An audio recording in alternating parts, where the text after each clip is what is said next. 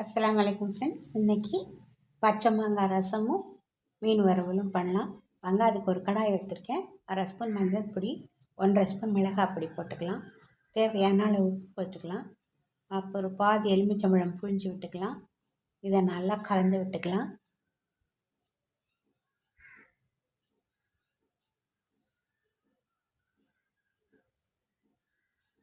இதை நல்லா கலந்து விட்டுக்கலாம். கூட கொஞ்சம் தண்ணி சேர்த்துக்கலாம்.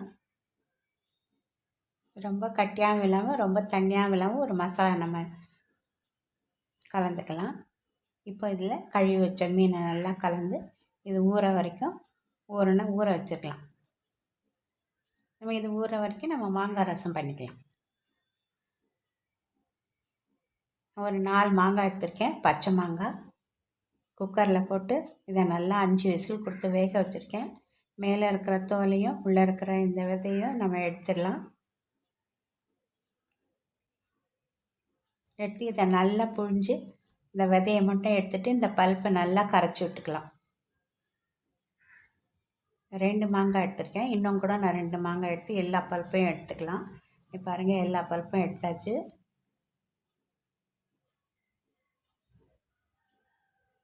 அந்த விதையும் எடுத்தாச்சு.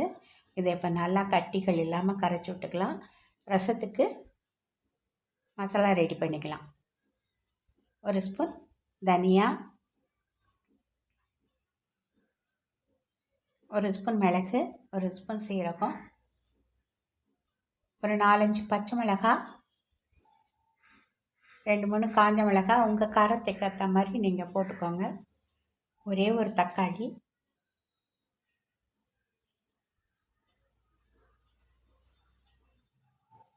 ஒரு பூண்டு, முழு பூண்டு எடுத்து நம்ம நசுக்கி விட்டுக்கலாம். நம்ம குறைன்னு ரசம் மசாலாவை அரைச்சிக்கலாம். இப்போ ஒரு கடாய் வச்சுருக்கேன். அதில் எண்ணெய் ஊற்றிக்கிட்டாச்சு.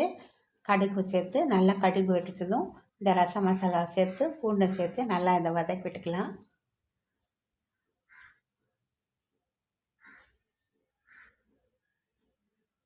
நல்லா வாசனை வர வரைக்கும் நம்ம இதை வதக்கி விட்டுக்கலாம். நல்லா வாசனை வரும்.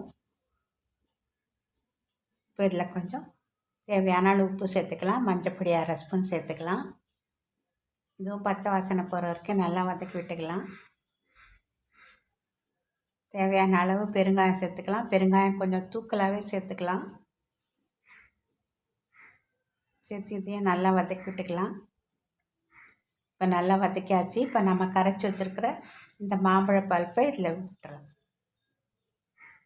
இப்போ நமக்கு இதில் தேவையான அளவு தண்ணி ஊற்றிக்கலாம். நமக்கு எவ்வளோ தண்ணி வேணுமோ அவ்வளோ தண்ணி சேர்த்துக்கலாம். கொஞ்சம் தண்ணியாக இருந்தால் தான் நல்லாயிருக்கும். தண்ணி சேர்த்தாச்சு.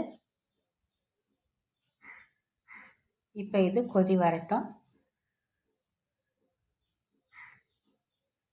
பாருங்க, ஒரு 5 நிமிஷத்தில் லேசாக கொதி வந்துடுச்சு. இப்போ கொதிக்க ஆரம்பிச்சிருச்சு. இப்போ ஸ்டவ் ஆஃப் பண்ணிவிட்டு கொத்தமல்லி கருவேப்பிலை தூவி இறக்கிடலாம்.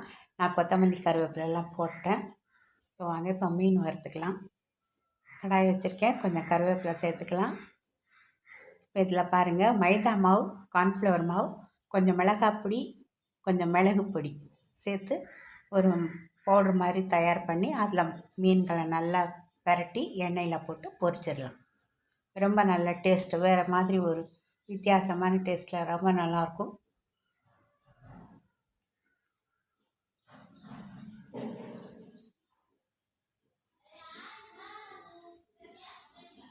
இதை கொஞ்சம் பரட்டி விட்டுக்கலாம். இந்த பக்கம் அந்த பக்கம் பரட்டி நம்ம விட்டு நல்லா பொரிஞ்சதும் எடுத்துடலாம். பாருங்க, நல்லா பொரிஞ்சிருச்சு. மீனை எடுத்துடலாம். இப்போது எல்லா மீனும் பொரிஞ்சாச்சு. பாருங்க, சூடான சாதம், பக்கத்தில் மீன், மேலே மாங்காய் ரசம். செம்மையாக இருந்துச்சு இந்த சாப்பாடு. பிடிச்சிருந்தா லைக் பண்ணுங்கள், ஷேர் பண்ணுங்கள், கமெண்ட்ஸ் பண்ணுங்கள். நன்றி, வணக்கம், பாய்.